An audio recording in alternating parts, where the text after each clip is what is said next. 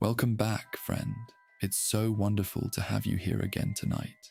Get comfortable, settle in, and let your mind drift into the magical world we're going to explore together.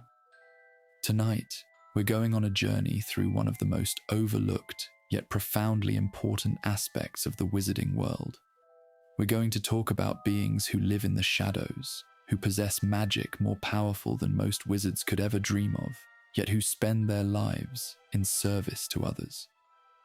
We're going to explore the House-Elves of Harry Potter, their incredible abilities, their heartbreaking stories, and their quiet quest for something many of us take for granted: freedom and dignity.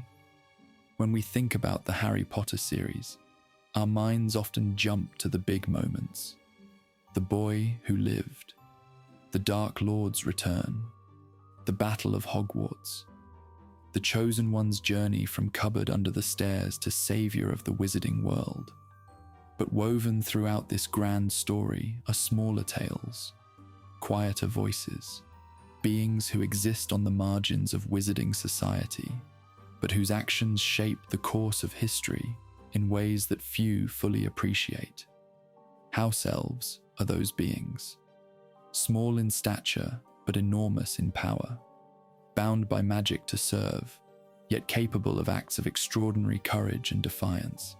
They cook the feasts at Hogwarts, they clean the dormitories, they carry the luggage and tend the fires, and do 1,000 unseen tasks that keep the wizarding world running smoothly.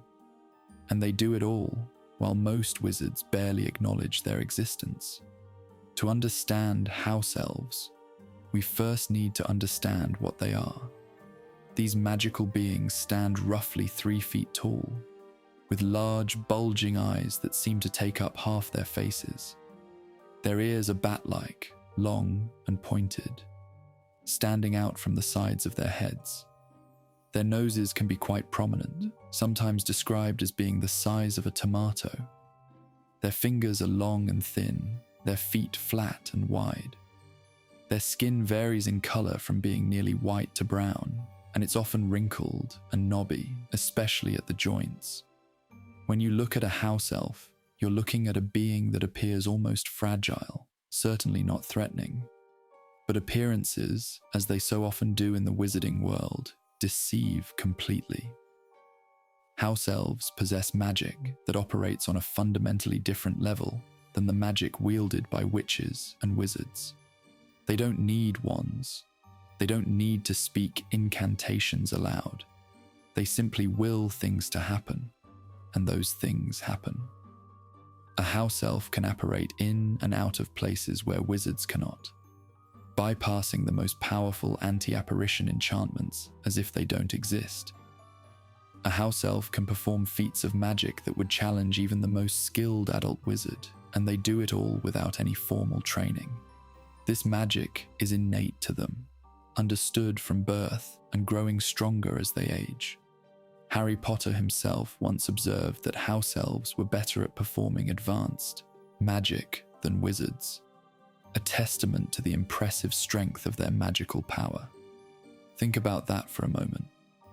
Beings who are considered inferior by most of wizarding society, beings who are bought and sold and passed down through families like furniture, beings who wear rags and are forbidden to own their own wands, possess magical abilities that seem to surpass those of their so-called masters. It's a profound irony, one that speaks to deeper questions about power and prejudice. The house elves' power lies not in their social standing, but in their very nature, in magic that appears to flow through them as naturally as breathing. They can levitate objects with a snap of their fingers. They can clean entire rooms in seconds. They can prepare elaborate feasts for hundreds with seemingly no effort at all. They can apparate themselves and others across vast distances, even carrying passengers along. And they can do all of this while bound by magical servitude to their masters. Their incredible power channeled into domestic tasks and obedience. The clothing of house elves tells its own story. By tradition and by the rules of their magical binding, House elves must wear whatever their masters give them. Most wizarding families give them nothing or next to nothing. So house elves wear whatever cast-offs they can scavenge. Old pillowcases with holes cut for arms and head, rags twisted into makeshift loincloths, tea towels draped like togas. The sight of a house elf in these pitiful garments should inspire shame in any wizard with a conscience. But for most of wizarding society, it's simply how things are, how things have always been. The house elves themselves have been conditioned to accept this, more than accept it. Most house elves actually take pride in their service, view their work as a badge of honor, and would be horrified at the thought of wearing proper clothes. Because proper clothes, given directly by a master, mean only one thing to a house elf: freedom. And for most house elves, freedom is not a gift, but a curse, a shameful banishment from the only life they've ever known. This brings us to one of the most troubling aspects of house elf existence: the magic that binds them to their masters. A house elf is not merely employed by a wizarding family. They appear to be enslaved to that family by bonds of magic that run deeper than any spell a wizard might cast. A house elf must obey their master's orders. They cannot refuse a direct command. If they try to disobey, or even think about disobeying, or speak ill of their masters to others, they must punish themselves. We see this throughout the series: house elves slamming their heads against walls, ironing their own hands, shutting their ears in oven doors, all because some part of their conditioning tells them they have betrayed their masters. It's painful to watch, and even more painful to contemplate. These beings with such incredible magical power are trapped by what seems to be an even more powerful magic, one that operates on their very minds and spirits, compelling obedience and punishing independence. The only way to free a house elf is for their master to present them with proper clothing, not cast-off rags, but real clothes, given directly from master to elf. The moment a house elf receives such a gift, the magical bonds dissolve.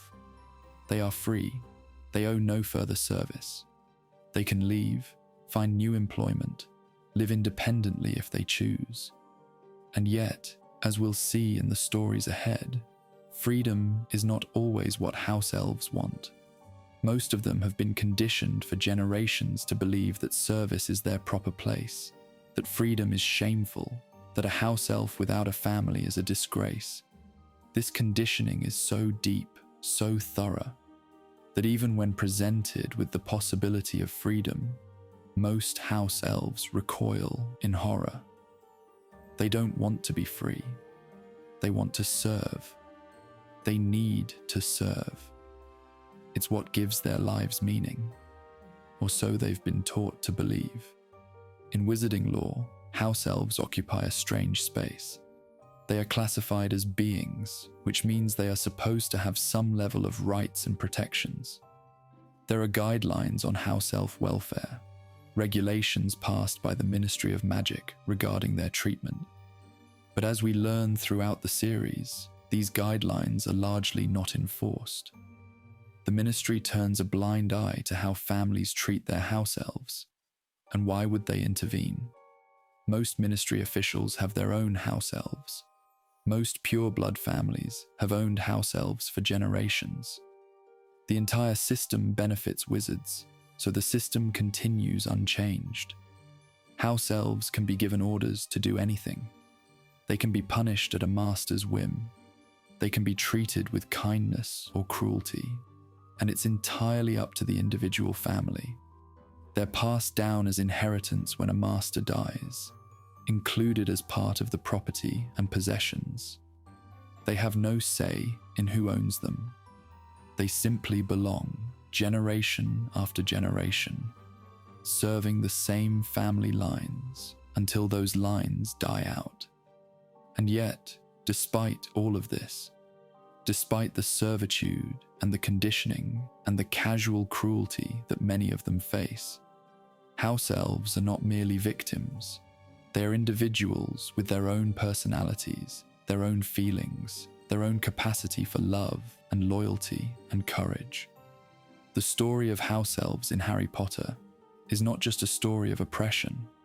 It's a story about beings who find ways to assert themselves despite their circumstances, who make choices that matter, who change the course of history even when the world tells them they have no power.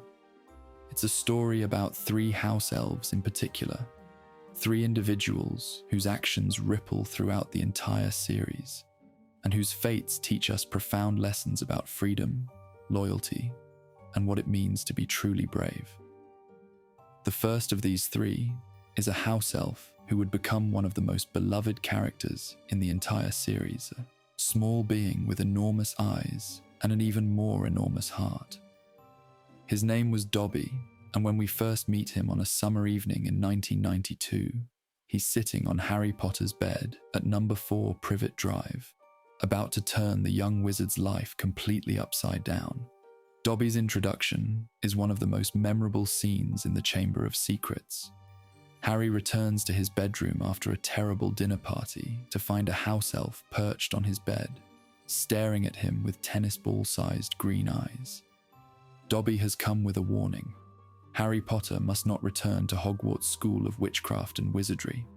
Terrible things are going to happen there.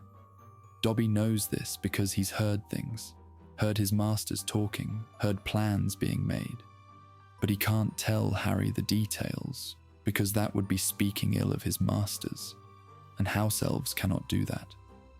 So instead, Dobby does everything in his power to prevent Harry from returning to school, even though this means acting against his master's interests and punishing himself terribly for it. We watch as Dobby bangs his head against the window.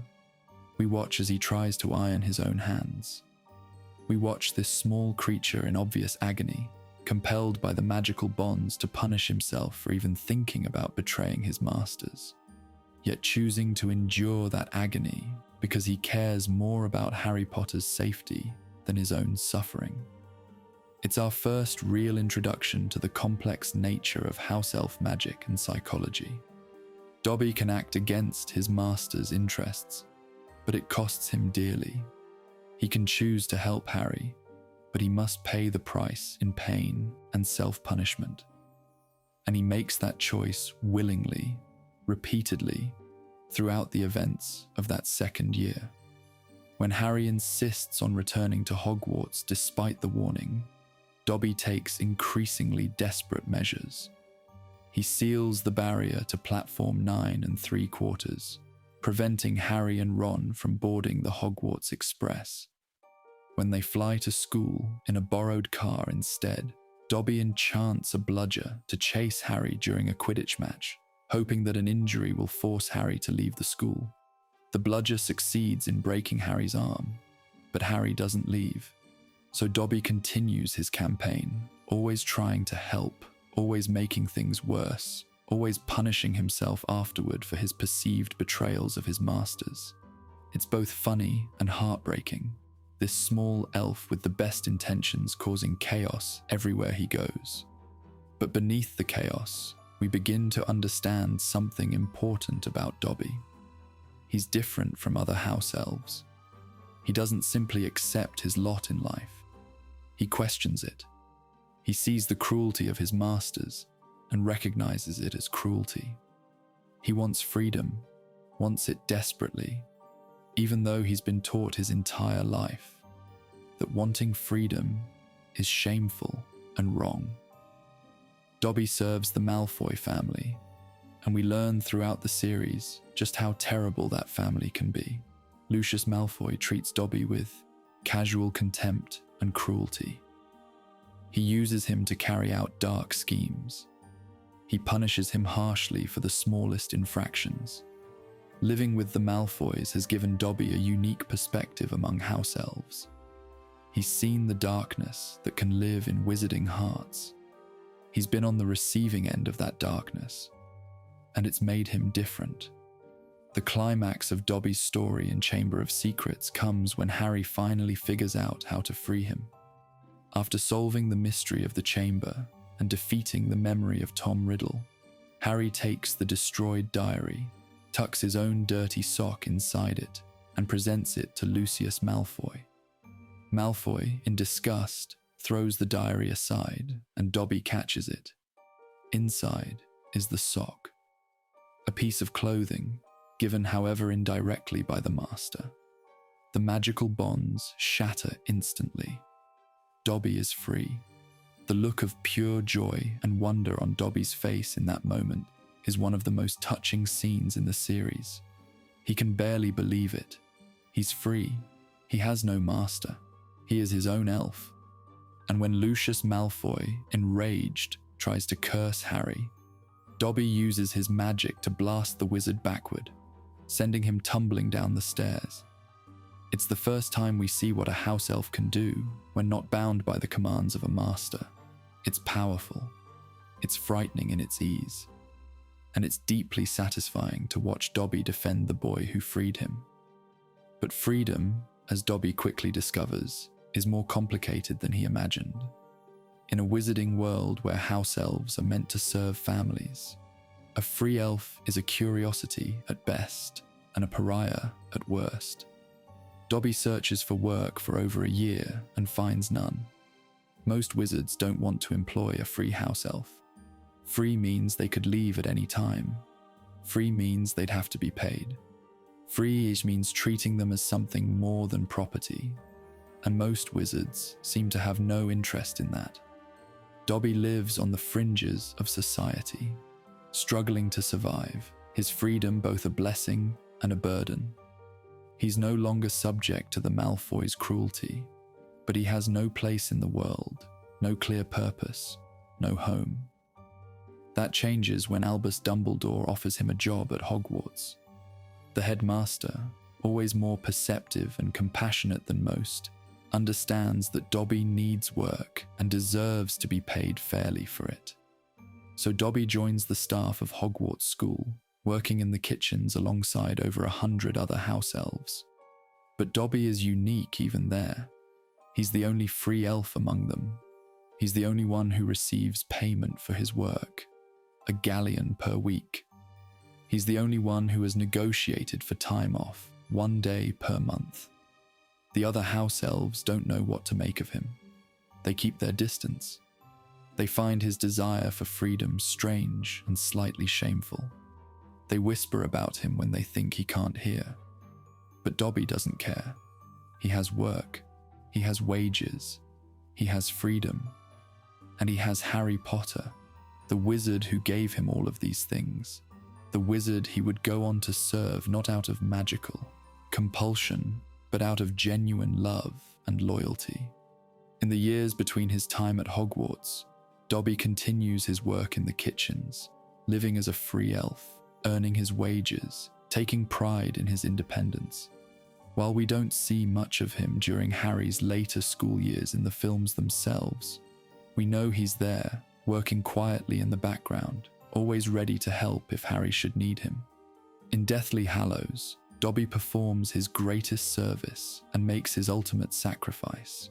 Harry, Ron, and Hermione have been captured and taken to Malfoy Manor, the very place where Dobby once served in misery and fear. They're prisoners in the cellar, surrounded by Death Eaters, seemingly without hope of escape. Harry looks into a shard of mirror he carries, a fragment that once belonged to Sirius Black's two-way mirror, and he sees an eye looking back at him. He doesn't know whose eye it is, but in desperation, he calls out for help, and Dobby comes. Perhaps he sees Harry's plea through some magic we don't understand. Perhaps he's been watching over Harry from afar. Perhaps it's simply the deep bond between them that calls him. But Dobby apparates into that cellar at Malfoy Manor, back to the place where he suffered for so many years, because Harry Potter needs him. What follows is one of the most tense and emotionally charged sequences in the entire series. Dobby helps the prisoners escape, apparating them to safety one by one. But as Harry, Ron, and Hermione disapparate with Dobby holding onto them, Bellatrix Lestrange throws a silver knife. The blade flies through the air just as they vanish, And when they arrive at Bill and Fleur's cottage, Shell Cottage, safe by the sea, Harry realizes with horror that the knife has struck Dobby in the chest. He cradles the small elf in his arms as Dobby's life bleeds away. Dobby tries to speak. His voice is weak, barely a whisper. He manages 2 words: Harry Potter. And then he's gone. The brave, loyal, free elf who loved Harry Potter more than life itself is dead, killed by the same family who once enslaved him, dying in the arms of the boy who freed him. The impact of Dobby's death cannot be overstated. It's one of the most devastating moments in the series, hitting readers and viewers with the weight of genuine tragedy. Harry refuses to use magic to bury Dobby. He digs the grave himself by hand in the sandy ground above the beach, digging and digging while his grief washes over him. It's a small grave for a small being, but Harry makes it with his own hands, makes it with love and respect and sorrow. He places Dobby's body gently in the earth and marks the grave with a stone. On that stone, he writes words that capture the essence of who Dobby was and what he meant. Here lies Dobby, a free elf. Not a servant, not a slave. A free being who made his own choices, who chose courage over safety, who chose love over self-preservation. Luna Lovegood speaks at the funeral, saying simple words about Dobby's bravery and kindness. The others who Dobby saved stand in silence, each of them alive because this small elf chose to face his greatest fears and return to the place of his suffering to save them. Dobby's death marks a turning point for Harry in many ways. As he digs that grave, Harry's mind clears. He's been obsessed with the Deathly Hallows, consumed by the desire to find these legendary objects and become master of death. But Dobby's death snaps him back to reality. He realizes what's truly important. Not the Hallows, but the Horcruxes, the pieces of Voldemort's soul that must be destroyed. Not power, but love, loyalty, sacrifice. These are the things that matter. These are the things that will defeat Voldemort in the end. A House-Elf's death teaches Harry lessons that all of Dumbledore's careful planning never quite managed to convey. The magnitude of loss, the price of war, the courage it takes to do what's right when the cost is everything. In the films, Dobby's death scene was given the weight and respect it deserved. The visual effects team at Framestore created a Dobby that was both endearing and heartbreaking, capturing the character's enormous eyes filled with love and loyalty, even as life left them. The scene on the beach, with Harry holding Dobby's small body as the waves crash behind them, is shot with a raw, documentary-like quality that makes the tragedy feel immediate and real.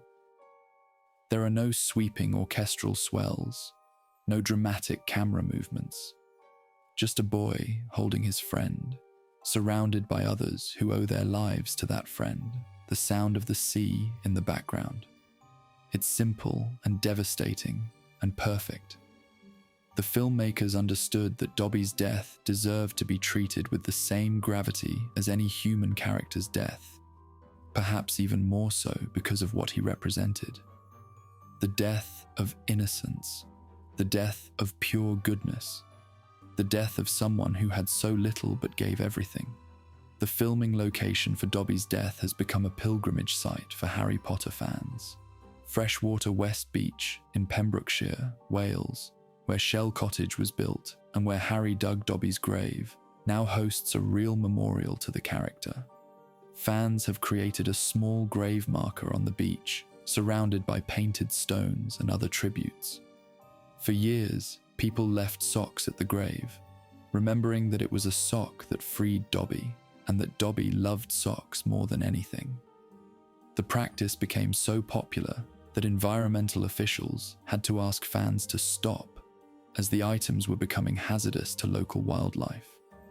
But the grave marker remains, a testament to how deeply Dobby's story resonated with people around the world.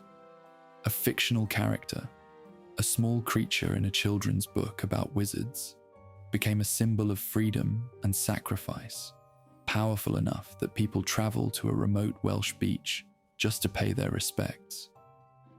But Dobby's legacy extends beyond memorials and tears. His story is fundamentally about the power of choice. Dobby was born into servitude, conditioned to accept that servitude as right and proper. But he chose differently. He chose to value his own freedom and dignity. He chose to act according to his conscience even when it hurt him to do so. He chose to help Harry not because he was commanded to, but because he wanted to. And in the end, he chose to sacrifice himself to save the people he loved. These choices make Dobby heroic in a way that transcends his species or his status. He proves that courage isn't about being big or strong or powerful. It's about doing what's right regardless of the cost. It's about standing up for what you believe in, even when the world tells you to keep your head down and accept things as they are. Dobby changed himself through his choices, and his choices changed the world around him. He saved Harry Potter's life multiple times. He helped in the fight against Voldemort. He lived and died as a free elf, and that freedom, chosen and fought for and treasured, made all the difference. Now let us turn our attention to another house elf, one whose story is darker, more complicated, but ultimately just as important. If Dobby represents the house elf who chose freedom from the beginning, this elf represents something different. This is the story of a house elf who was loyal to darkness, who betrayed and hurt the people who tried to help him, who seemed beyond redemption. But it's also the story of how kindness and respect can transform even the most hardened heart, how treating someone with dignity can change them in ways that force or commands never could. This is the story of Kreacher, the house elf of the ancient and noble House of Black. We first meet Kreacher in Order of the Phoenix, and nothing about him is endearing. He's old, perhaps ancient by house elf standards, with white hair sprouting from his large, bat-like ears. His skin is pale and his eyes rheumy. He wears a dirty rag that barely covers him. He mutters to himself constantly, his voice a croak filled with bitterness and malice. He lives at number 12 Grimmauld Place, the ancestral home of the Black family, which has been turned into headquarters for the Order of the Phoenix. And Kreacher hates almost everyone there. He refers to Hermione as the Mudblood. He calls Ron the Blood Traitor. He insults Sirius Black, his master, calling him disgrace and traitor for turning his back on his family's pure blood beliefs. He creeps around the house, muttering insults, cherishing the dark artifacts that the Order members try to throw away, undermining their efforts at every turn. Sirius treats Kreacher with contempt and anger. He orders him around harshly. He shows no patience for the elf's mutterings. He makes it clear that he despises Kreacher and everything the elf represents. We can understand Sirius's feelings. Kreacher embodies all the things Sirius ran away from, all the darkness and prejudice of the Black family. Looking at Kreacher is like looking at a living reminder of the childhood Sirius escaped, the beliefs he rejected, the family that disowned him. But Sirius's treatment of Kreacher, understandable though it might be, sets the stage for tragedy. Because Kreacher, bound to serve the Black family but loathing the last Black heir, is vulnerable. And when someone shows him even the smallest amount of kindness and respect, Kreacher responds to that person even if he shouldn't. That person is Narcissa Malfoy, who is related to the Blacks through her mother. When Kreacher finds an opportunity, when Sirius accidentally gives him leave to leave the house, Kreacher goes to the Malfoys. There he tells them everything he knows about the Order's headquarters, about Sirius, about Harry Potter. He gives them information that will be used against them. And when Bellatrix Lestrange and other Death Eaters lure Harry to the Department of Mysteries with a false vision of Sirius being tortured, they're able to do so in part because of information Kreacher provided. The battle at the Department of Mysteries results in the deaths of several Death Eaters, and, most devastatingly, the death of Sirius Black himself, who falls through the veil and is gone forever. Kreacher's betrayal has consequences that ripple through everything that comes after. When this betrayal is discovered, Harry is furious. He inherits Kreacher along with Grimmauld Place because Sirius left everything to him, and Harry wants nothing to do with the elf. But Dumbledore, wise Dumbledore, tries to help Harry understand something important about Kreacher. He points out that Kreacher was a product of his environment, shaped by generations of Black family prejudices and hatreds. He notes that Sirius treated Kreacher terribly, giving the elf no reason to be loyal. If you want to know what a man is like, Dumbledore says, take a good look at how he treats his inferiors, not his equals. It's a profound statement, one that applies directly to how Sirius treated Kreacher, but also to how the entire wizarding world treats House-Elves. Kreacher is what he was made to be by the wizards who owned him. He absorbed their beliefs, their hatreds, their darkness. And when the one person who might have treated him differently, Sirius, instead showed him contempt, Kreacher had no reason to behave any differently than he did. But we don't fully understand Kreacher until Deathly Hallows, when Harry, Ron, and Hermione return to Grimmauld Place and find evidence that leads them to realize something important. The fake Horcrux that Dumbledore and Harry retrieved from the cave, the locket with the note signed R.A.B., was connected to someone in the Black family, Regulus Arcturus Black, Sirius's younger brother. When they search Regulus's room and find nothing, Hermione has a breakthrough. She remembers a heavy locket that they couldn't open, one they threw away years ago when cleaning out the house. She realizes that Kreacher, who was always salvaging discarded items, might know what happened to it. So Harry summons Kreacher and asks him about his master Regulus, about the locket, about what really happened. What follows is a revelation that changes everything. Kreacher confirms that he knows about the locket. He reveals that it once belonged to Regulus Black, Sirius's younger brother, who had been a Death Eater but turned against Voldemort. The locket had been at Grimmauld Place, Kreacher explains, but it was stolen by Mundungus Fletcher, a petty thief who had been pilfering valuables from the house. The full details of how Regulus came to have the locket, of what he sacrificed to obtain it, remain largely unspoken in this moment. But what matters is that Kreacher knows where to find it, knows who took it, and can help Harry track it down. Harry, understanding now that Kreacher holds vital information about destroying Voldemort, treats him differently. He speaks to Kreacher with respect. He acknowledges the elf's loss and his loyalty to Regulus, and then he gives Kreacher something precious. Regulus's fake locket, the one Harry and Dumbledore retrieved from the cave. It's a Black family heirloom now, a connection to the master Kreacher loved most. When Harry places that locket in Kreacher's hands, the old elf is overwhelmed. For the first time in his long life, perhaps, someone has treated Kreacher not as a servant or an obstacle, but as a being with feelings, with his own story, with his own worth. From that moment forward, Kreacher is different. He cleans himself up. He becomes courteous to Harry, Ron, and even Hermione, whom he had always insulted. He cooks for them, elaborate meals that show off skills he'd never bothered to use before.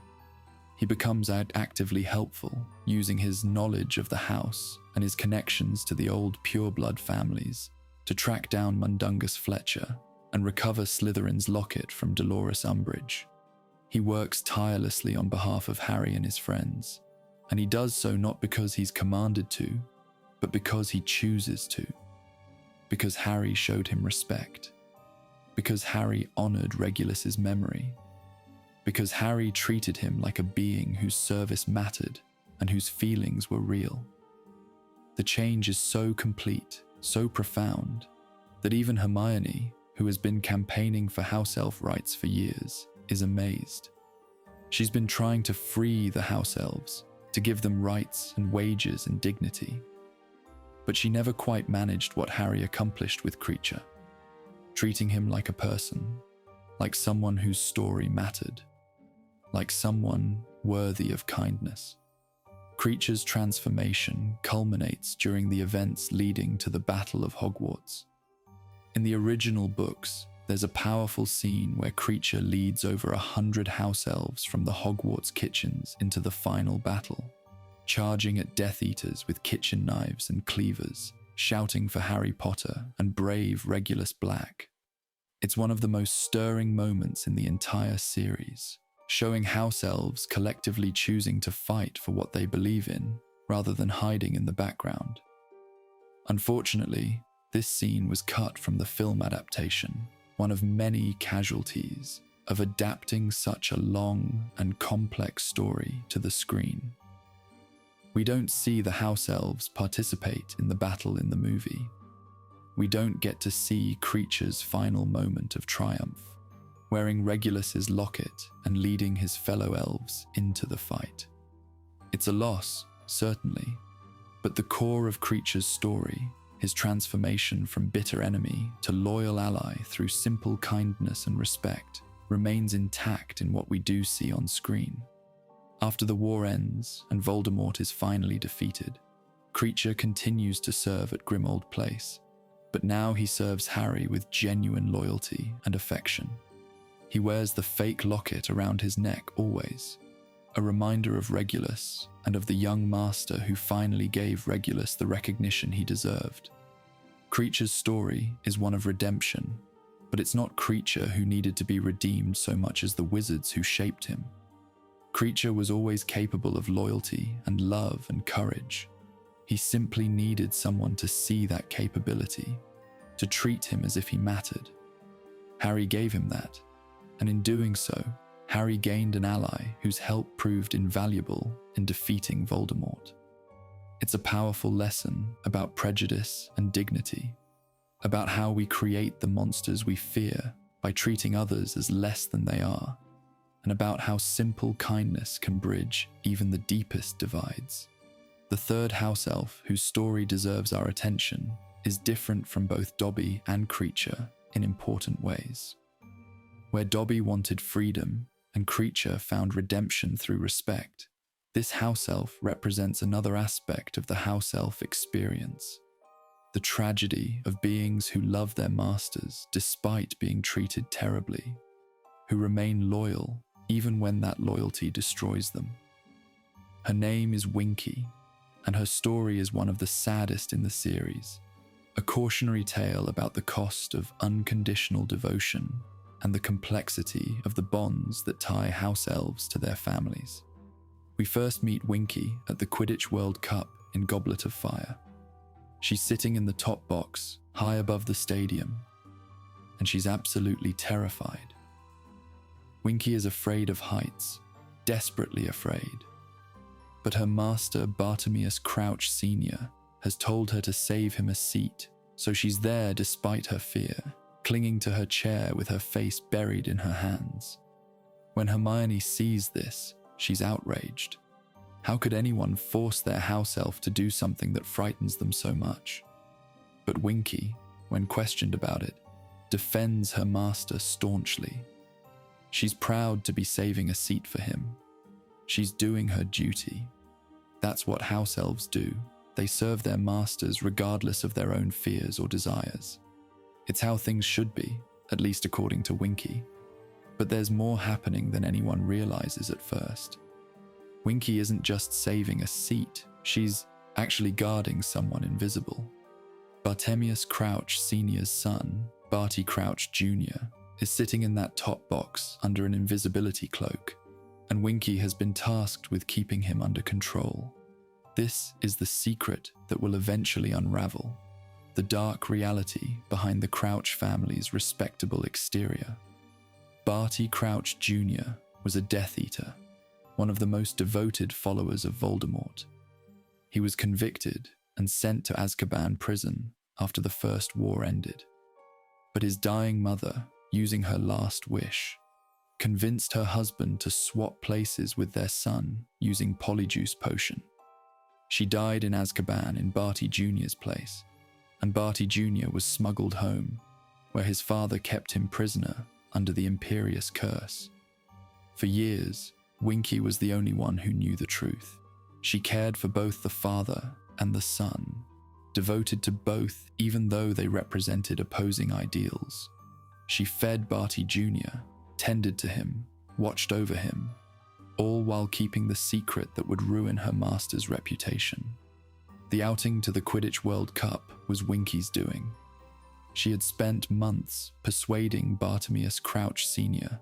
to let his son see the match, to give him this small taste of freedom under the invisibility cloak. And for a while, it works. They attend the match, Barty Jr. hidden and Winky vigilant. But then disaster strikes. The match ends and chaos erupts in the campgrounds. Death Eaters are attacking. They're terrorizing Muggles and celebrating their dark allegiance. In the confusion, Barty Jr.'s mind clears. The Imperious Curse wavers.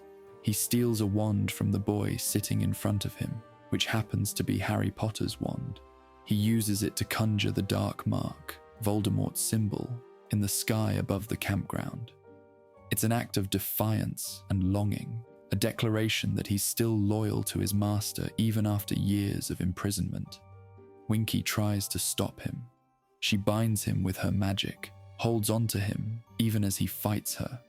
But when Ministry officials arrive and start stunning people in the forest, Winky is hit. She falls unconscious, and the magical binding she had on Barty Jr. breaks. He escapes into the darkness. When Winky wakes, she's found holding Harry's wand, the wand that was used to cast the Dark Mark. The Ministry officials know a House-Elf wouldn't cast such a spell, but the evidence is damning. And Bartemius Crouch, seeing his careful plans unraveling, seeing the association with dark magic that could ruin his career, makes a cold decision. He fires Winky on the spot. He gives her clothes. He frees her, not as a gift, but as a punishment, as a way to distance himself from the scandal. Winky's begging and pleading make no difference. She sobs at his feet. She begs him not to cast her away. But Crouch is adamant.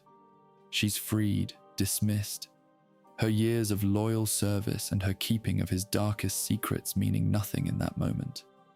The aftermath for Winky is devastating. Dobby manages to get her a job at Hogwarts, working in the kitchens alongside him and the other House-Elves. But Winky doesn't want to work. She doesn't want to be free.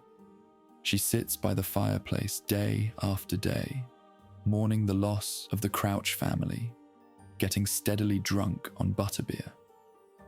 Butterbeer contains very little alcohol, barely any at all for humans, but it's apparently quite potent for House-Elves. Winky becomes an alcoholic, drinking to forget her shame and grief. She neglects the clothing Crouch gave her, letting it become torn and filthy.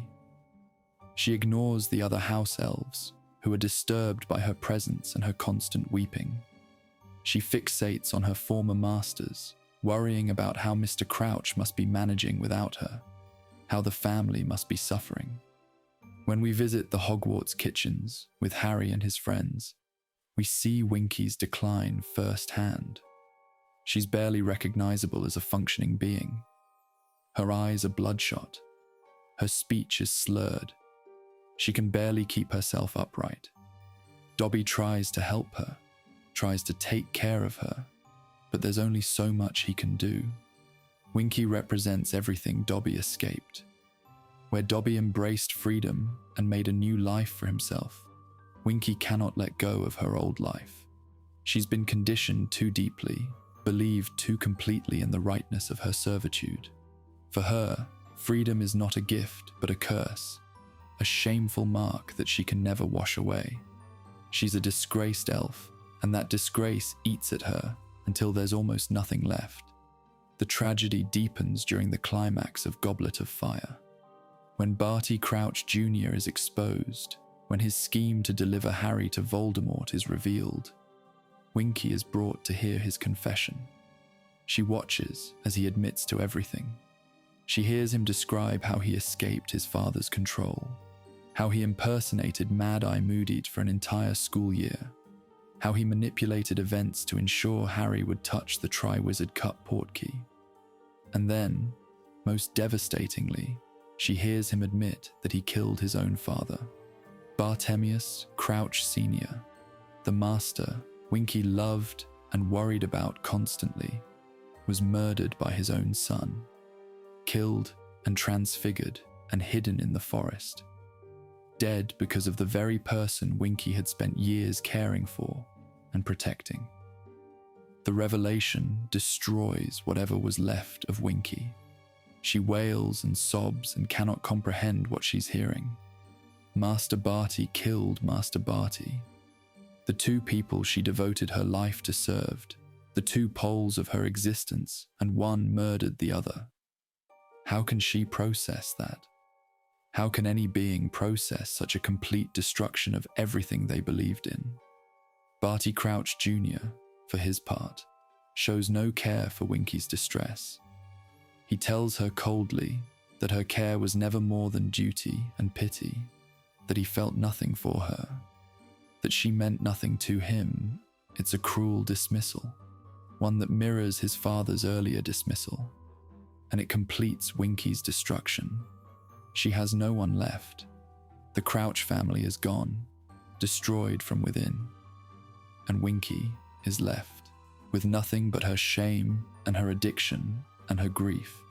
She continues working at Hogwarts, continues drinking, continues mourning. According to J.K. Rowling, Winky never fully recovers from her addiction to butterbeer, though she apparently dries out somewhat after the war. She participates in the Battle of Hogwarts, fighting alongside the other House-Elves, but whether she ever finds any measure of peace or happiness is unclear. Her story doesn't have a redemptive arc like Kreacher's, or a clear purpose like Dobby's. It's simply tragic, a portrait of a being broken by the system that shaped her and the family that defined her.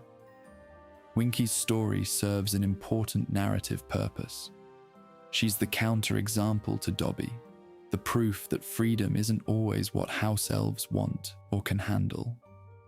While Hermione looks at Dobby's happiness and sees evidence that House-Elves should be freed, she only needs to look at Winky to see the other side of that coin.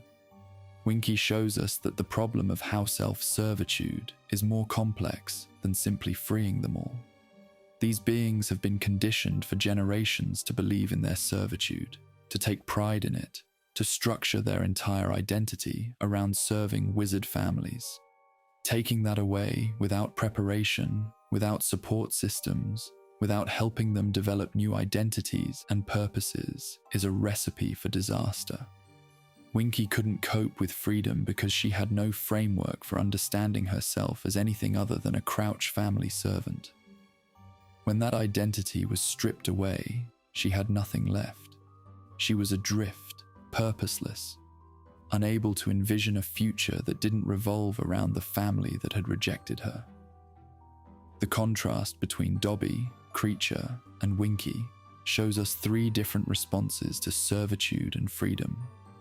Three different ways that House-Elves navigate the system they're born into. Dobby chose freedom actively, fought for it, embraced it despite the difficulties. Kreacher found redemption through being shown respect and kindness, discovering that he could serve with dignity when his service was valued. Winky was destroyed by freedom she didn't want, never recovering from the loss of the only identity she had ever known. Together, their stories paint a nuanced picture of what it means to be a house elf in the wizarding world, showing us that there are no easy answers to the questions of servitude, freedom, and dignity. But Dobby, Kreacher, and Winky are not the only house elves in the Harry Potter series. They're simply the ones whose stories are told in the most detail, whose struggles and choices drive parts of the plot forward. Throughout the books and films, we encounter references to many other house elves, beings who work in the background of the wizarding world, keeping things running smoothly even as they remain largely invisible to the wizards they serve. These house elves deserve our attention too, even if we don't know their individual stories, because collectively, they represent the vast majority of their kind, the countless beings living in servitude throughout the magical world. At Hogwarts alone, there are over 100 house elves working in the kitchens. They prepare the elaborate feasts that appear on the house tables 3 times a day. They bake the bread and roast the meats and prepare the puddings and ensure that every dietary requirement is met. They work constantly, tirelessly, taking pride in their craft and their service. When Harry, Ron, and Hermione first visit the Hogwarts kitchens, they're amazed by the scale of the operation. Dozens of house elves rush about, stirring cauldron-sized pots, chopping vegetables, arranging food on platters. They bow and curtsy when they notice the students eager to please, asking if there's anything special they can prepare. The elves wear tea towels embroidered with the Hogwarts crest, makeshift togas that serve as their uniforms. They're clearly proud of their work, proud to serve the school, proud to be part of Hogwarts history. These Hogwarts elves have been working at the school for generations in some cases. Families of house elves pass down positions from parent to child, mother to daughter, father to son. Some sources tell of an elf named Wigby, said to have worked in the kitchens specializing in desserts, the 5th generation of his family to work at Hogwarts. The continuity, the tradition of service across generations, is something that house elves seem to take pride in. They're not just servants in their own eyes. They're part of the institution, part of what makes Hogwarts Hogwarts, even if most students never see them or know their names. The house elves also maintain the castle beyond just cooking. They clean the dormitories, sweeping and dusting and making beds while students are in class. They move students' trunks at the beginning and end of term, hauling heavy luggage up and down staircases with their magic. They tend the fires in the common rooms and classrooms, ensuring warmth in the drafty old castle. They do countless other tasks, all the invisible work that keeps a castle full of hundreds of students and staff functioning smoothly. And they do it all without complaint, without being seen, taking satisfaction in a job well done, even when no one acknowledges that job. Beyond Hogwarts, house elves work in wizarding households throughout Britain and presumably around the world. The oldest pureblood families almost all have house elves. The Malfoys had Dobby for generations before Harry freed him. The Blacks had Kreacher, and before him, other elves whose heads are mounted on plaques on the walls of Grimmauld Place, a grotesque tradition that shows how the Black family viewed their servants. The Crouchers had Winky and her mother and grandmother before her. Wealthy families, ministry officials, anyone with status and old money typically employs at least one house elf, sometimes more. These elves cook and clean and tend gardens and run errands and do everything their masters need, bound by magic to obey and conditioned by culture to take pride in that obedience. One house elf we encounter through memory is named Hoki. She served a woman named Hepzibah Smith, a wealthy collector of magical artifacts who was descended from Helga Hufflepuff herself. Hoki was devoted to her mistress, had served the Smith family for years. When Tom Riddle, years before he became Voldemort, visited Hepzibah to see her collection. Hokey was there, serving tea, bringing out the treasures Hepzibah wanted to show off. Among those treasures were two items of particular significance: Helga Hufflepuff's cup and Salazar Slytherin's locket. Tom Riddle coveted these items, wanted them for his collection of Founders artifacts, wanted them as containers for pieces of his soul. So he killed Hepzibah Smith, modified Hokey's memory, and framed her for the murder. Poor Hokey, who had served faithfully for years, was convicted of poisoning her mistress and sent away in disgrace. She had no memory of what really happened, no way to defend herself. Riddle stole the cup and the locket and used them to create Horcruxes, pieces of his soul hidden in objects of power. And Hokey lived out her days believing she was a murderer, destroyed by a crime she didn't commit, a victim of Tom Riddle's callous manipulation of house-elf magic and loyalty. House-elves also work in other wizarding institutions. At the Ministry of Magic, house-elves serve in various capacities, though we don't see much of this in the books. In America, at the Magical Congress of the United States, house-elves work as wand polishers and janitors, maintaining the building and the equipment used by American witches and wizards. Wherever there are wizards with power and status, there are house-elves in the background, making everything run smoothly, their presence taken for granted, and their service expected as a matter of course. The participation of house-elves in the Battle of Hogwarts deserves special attention. When Voldemort's forces attack the school in the final confrontation, when Death Eaters pour into the castle and the final battle begins, the house-elves make a choice. They're not fighters. They're not soldiers. They're cooks and cleaners, beings who have spent their lives avoiding conflict and obeying orders.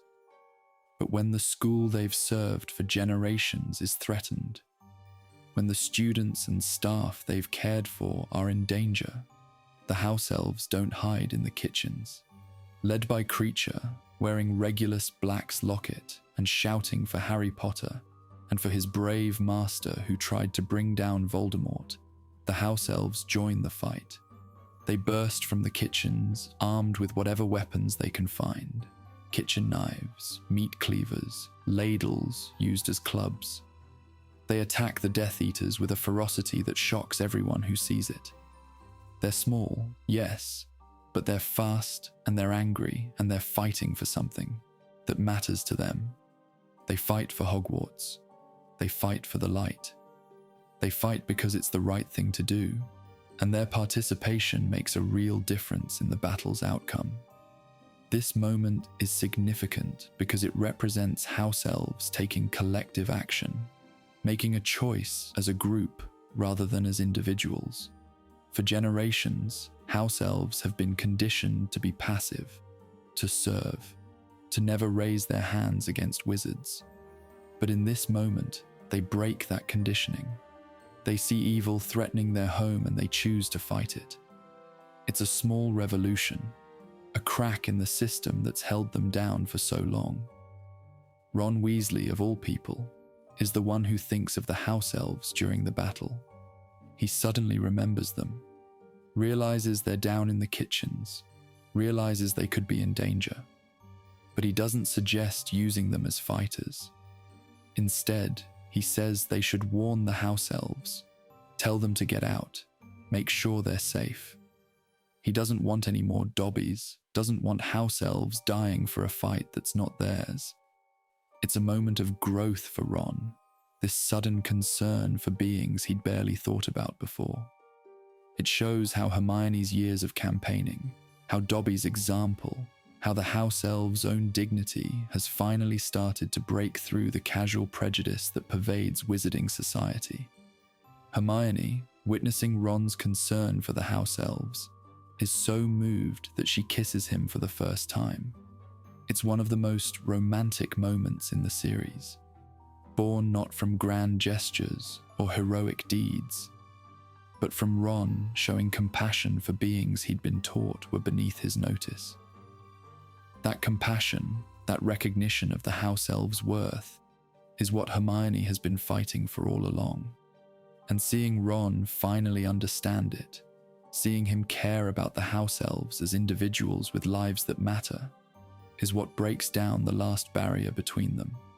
It's a beautiful moment that ties together the romantic subplot and the broader themes about equality and dignity. The House-Elves of Harry Potter are not just background characters or convenient plot devices. They represent some of the most important themes in the series: the nature of slavery and freedom, the power of choice, the importance of treating all beings with dignity regardless of their status or species. Through the House-Elves, J.K. Rowling explores questions that have haunted human societies for centuries. What does it mean to be free? Can freedom be forced on those who don't want it? How do we dismantle systems of oppression when even the oppressed have been conditioned to support those systems? What obligations do we have to beings we consider inferior? And how do we balance respect for different cultures and choices with the recognition that some cultural practices are simply wrong? Hermione Granger, bless her heart, tries to answer some of these questions through her organization SPEW, the Society for the Promotion of Elfish Welfare. She founded this organization in her 4th year, immediately after witnessing Winky's treatment at the Quidditch World Cup. Hermione was appalled by what she saw: a house elf forced to endure something that terrified her, a house elf punished and dismissed for circumstances beyond her control, a house elf denied any rights or protections despite being a sentient magical being. Hermione, with her keen sense of justice and her inability to tolerate injustice, immediately set about trying to change things. She started SPEW with the goal of securing rights for house elves, wages, working conditions, sick leave, and most importantly, freedom from the magical servitude that bound them to wizard families. Harry and Ron were her first recruits, though neither of them were particularly enthusiastic about it. Hermione charged them each 2 sickles to join, made them badges that said SPEW on them, and immediately began planning campaigns to raise awareness about house elf rights. She wrote letters to the ministry. She tried to convince house elves themselves to want freedom.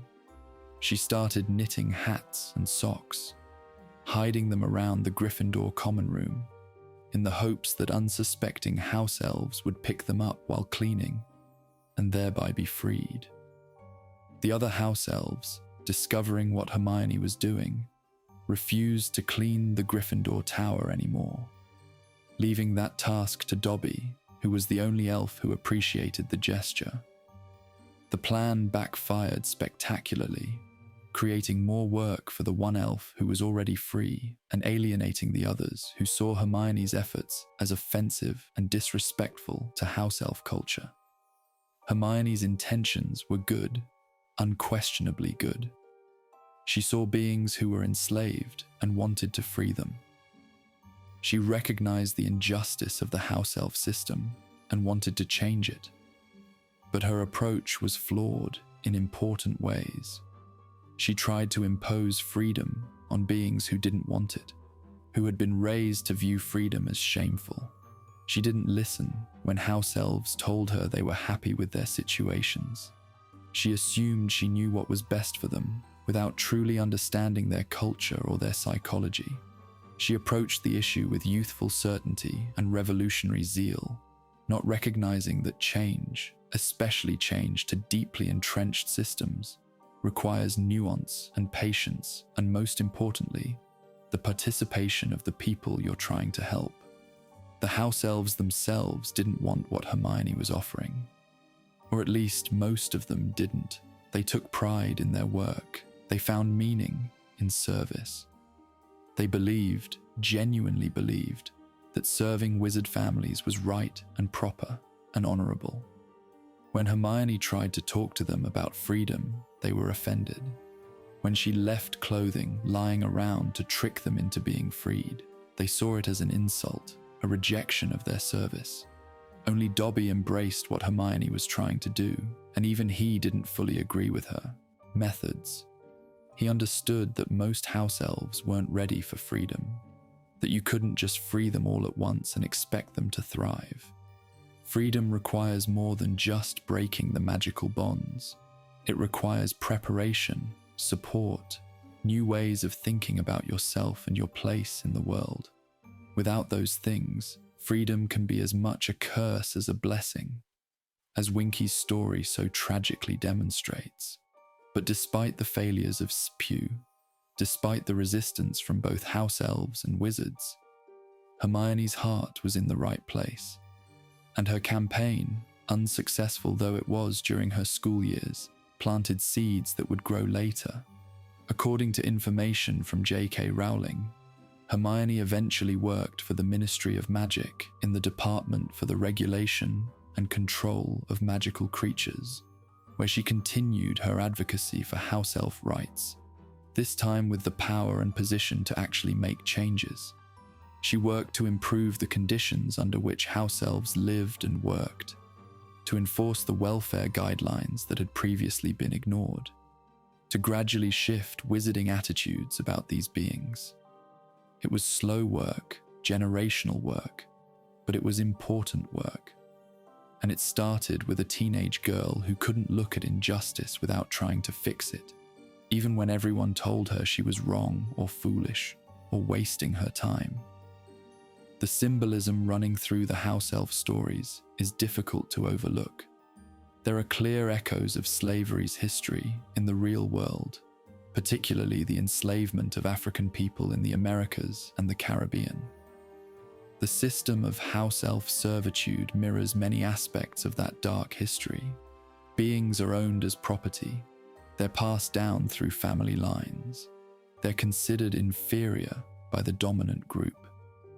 Their labor is exploited without fair compensation. They're conditioned from birth to accept their status. They're punished harshly for disobedience. Their worth is measured entirely by their usefulness to their masters. And perhaps most insidiously, the system is justified by claiming that the enslaved beings are naturally suited to servitude, that they're happy being enslaved, that freeing them would actually be cruel because they don't know how to live any other way. All of these arguments were used to justify human slavery, and all of them are echoed in how wizards talk about House-Elves. Hagrid tells Hermione that elves are happier as they are. The kitchen elves themselves insist they love their work and don't want freedom. Wizards point to Winky's decline after being freed as evidence that House-Elves need to serve wizard families. But these arguments seem to ignore the fundamental nature of the system. They overlook the fact that House-Elves have been conditioned to feel this way, that their supposed happiness with servitude may be the result of generations of magical and psychological conditioning. They overlook the fact that beings like Dobby exist, beings who recognize the injustice and long for something different. And they seem to overlook the basic moral principle that perhaps no being should be owned by another, regardless of how that being might feel about it. J.K. Rowling has been criticized for how she handled the House-Elf subplot, and some of that criticism is fair. The books sometimes seem to suggest that most House-Elves really are happy with their servitude, that Hermione is wrong to push for their freedom, that the status quo is acceptable as long as masters treat their House-Elves kindly. The narrative doesn't always clearly condemn the institution of House-Elf slavery, instead focusing on individual bad masters like the Malfoys, while suggesting that good masters like Dumbledore make the system okay. This can be read as problematic, as suggesting that slavery is acceptable if the slave owners are nice, which is obviously not a message anyone should take away from these books. But I think there's a more generous reading available, one that sees the House-Elf subplot as exploring the complexity of freedom and oppression rather than endorsing slavery. The books show us that freedom is not simple, that you can't just break chains and expect everything to be fine. They show us that oppressed groups often internalize their oppression, coming to believe the justifications their oppressors use. They show us that change is difficult, that it requires not just freeing people, but helping them build new identities and new ways of living. They show us that good intentions aren't enough, that Hermione's approach to house-elf liberation fails because she doesn't listen to the house-elves themselves, doesn't understand their culture, tries to impose her vision rather than working with them to develop their own vision of what freedom might look like. The books also show us individuals breaking free from conditioning, making choices that matter. Dobby chooses freedom and thrives. Kreacher discovers that he can serve with dignity when shown respect. Even Winky, tragic though her story is, makes a choice to fight in the Battle of Hogwarts, to stand up for something she believes in.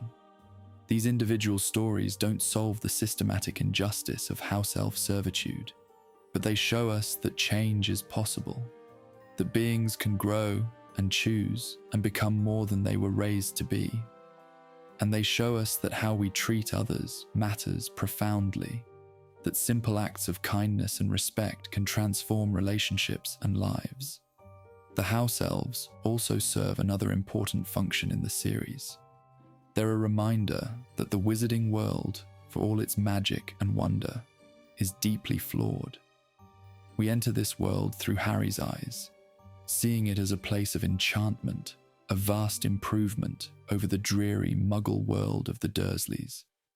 But as the series progresses, we see the darkness beneath the surface. The wizarding world is riddled with prejudice. It persecutes Muggle-borns. It oppresses magical creatures. It denies rights to beings like house-elves and goblins and centaurs. It's corrupt and complacent and willing to look the other way when powerful people do terrible things. The House-Elves, laboring unseen in the background, are a constant reminder of this darker reality. They remind us that a world can be magical and still be unjust, that wonders and horrors can exist side by side, that the fight for what's right is never finished. Ultimately, the House-Elves of Harry Potter teach us lessons that extend far beyond the pages of these books. They teach us about the nature of freedom and how it must be chosen, not imposed. They teach us about dignity and how treating others with respect can change hearts and minds in ways that force never could. They teach us about courage and how it can come from the most unlikely sources, from small beings with big eyes who choose to stand up even when everything in their culture tells them to keep their heads down. They teach us about the insidious nature of oppression and how it works not just through chains and commands, but through conditioning and culture, making the oppressed complicit in their own subjugation. And they teach us about hope, about the possibility of change even in systems that seem immovable, about individuals who refuse to accept that things must always be as they've always been. When we think about the House-Elves now, years after first reading their stories, we can see them more clearly. We can see Dobby's courage in choosing freedom when everything and everyone told him that choice was wrong. We can see Kreacher's transformation from bitter enemy to loyal ally, driven by nothing more than being shown kindness and respect. We can see Winky's tragedy and understand that freedom without support is sometimes no freedom at all. We can see the Hogwarts House-Elves choosing to fight in the final battle, breaking free from centuries of conditioning to stand up for what they believed was right. And we can see how their stories, all of them, contribute to the larger themes of the Harry Potter series. That love is more powerful than hate, that our choices define us more than our abilities, that even the smallest and most overlooked among us can change the world. The magic of House-Elves is remarkable, unlike any other magic in the wizarding world. They perform spells without wands or incantations, purely through what seems to be force of will. They can apparate in and out of places protected against wizard apparition. They can overcome enchantments that would stop the most powerful wizards. Harry once observed that house-elves seem to have more magical power than wizards. And based on what we see, he wasn't wrong. A house-elf can disarm an opponent with a snap of their fingers. They can levitate objects effortlessly. They can vanish dirt and grime with a thought. They can prepare elaborate magical feasts, hundreds of dishes appearing simultaneously on tables throughout a vast castle. Their magic appears to operate on a different principle than wizard magic, perhaps drawing from a more primal source, perhaps structured differently in ways we don't fully understand.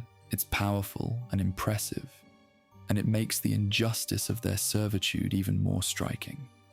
These beings with such extraordinary abilities are reduced to servants, their power channeled entirely into domestic tasks and obedience. But perhaps the most powerful magic house-elves possess is not the magic they perform with their hands, but the magic they perform with their hearts. The magic of loyalty that transcends death. The magic of sacrifice that saves lives. The magic of love that transforms enemies into allies. The magic of courage that inspires others to be brave. Dobby used this magic when he chose to return to Malfoy Manor to save Harry and his friends, knowing he might die, but doing it anyway because it was right. Kreacher used this magic when he honored Regulus's memory by serving Harry with genuine devotion, finding purpose and perhaps even peace in that service. Even Winky, broken though she was, used this magic when she joined the other house-elves in the final battle, fighting for the light despite everything she had lost. This heart magic, this magic of choice and conscience and compassion, may be the most powerful magic in the Harry Potter universe. And the house-elves, small and overlooked and enslaved, possess it in abundance. As we come to the end of our journey through the world of house-elves tonight, as we prepare to drift off into dreams, let's remember what we've learned. We've learned about beings who live in the margins of society, but whose actions shape the course of history. We've learned about the complexity of freedom and oppression, about how systems of injustice perpetuate themselves, about the long, difficult work of change. We've learned that courage comes in many forms, from Dobby's defiance to Kreacher's redemption, to the Hogwarts house-elves charging into battle with kitchen knives. We've learned that how we treat others matters profoundly, that simple kindness can transform lives, that seeing the dignity in all beings regardless of their status or species makes us more fully human, or in this case, more fully humane.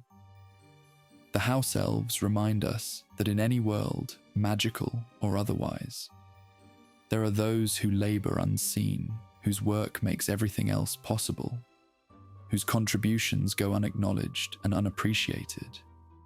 They remind us to notice these people, to value their work, to treat them with the respect and dignity every being deserves. They remind us that change is possible but difficult, that it requires patience and listening, and working with people rather than imposing our vision on them. They remind us that freedom is precious and must be chosen, that dignity cannot be given but must be claimed, that the most powerful force in any world is not magic or strength or status, but the simple human capacity for compassion and the courage to act on that compassion. Dobby, with his enormous green eyes and his mismatched socks and his fierce loyalty, taught us that freedom is worth fighting for, even when the cost is high. Kreacher, bitter and twisted and full of old prejudices, taught us that it's never too late for redemption, that kindness can reach even the most hardened heart. Winky, tragic and broken, taught us that the wounds of oppression run deep, and healing requires more than just good intentions. and all the unnamed house-elves, laboring in kitchens and homes across the wizarding world, teach us to see and value those who work in the shadows, to recognize that every being has worth regardless of their station or species. As you drift off to sleep tonight, think about these small beings with their big eyes and their even bigger hearts. Think about Dobby's final words, Harry Potter, spoken with love as he died free. Think about Kreacher leading the charge in the Battle of Hogwarts, fighting for the memory of a brave master and the respect of a kind one. Think about the lessons they teach us, lessons that extend far beyond the pages of a fantasy series, lessons about justice and freedom and dignity, and the power of choosing to do what's right, even when everything tells you to keep your head down and accept things as they are. The House-Elves of Harry Potter are forgotten by many, overlooked by most, but their stories are among the most important in the series. They remind us that everyone matters, that the smallest voice deserves to be heard, that change comes not from grand gestures, but from individual acts of courage and compassion repeated over and over until the world finally shifts. They remind us to be kind, to be just, to treat all beings with respect, to never stop working for a world where freedom and dignity are not privileges, but rights extended to everyone. Sleep well, and remember, house elves can be freed with clothing, but hearts are freed with kindness. Thank you for joining me on Sleep to Cinema tonight. If you enjoyed this deep dive into the world of house elves, their magic, their stories, and their quest for freedom, please consider liking this video and subscribing to the channel. We have many more journeys through the worlds of cinema waiting for you. Until next time, sweet dreams.